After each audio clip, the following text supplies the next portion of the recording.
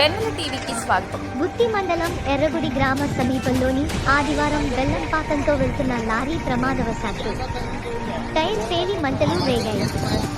దీంతో అక్కడున్న స్థానికులు భయంతో పరుగులు తీశారు. సమాచారం తెలుసుకున్న అగ్నిమాపక సిబ్బంది ఘటన స్థలానికి చేరుకుని మంటలను అదుపు చేశారు. ఈ ప్రమాదంలో డ్రైవర్కు స్వల్ప గాయాలయ్యాయి. ఈ ఘటనపై పోలీసులు దర్యాప్తు చేపట్టారు.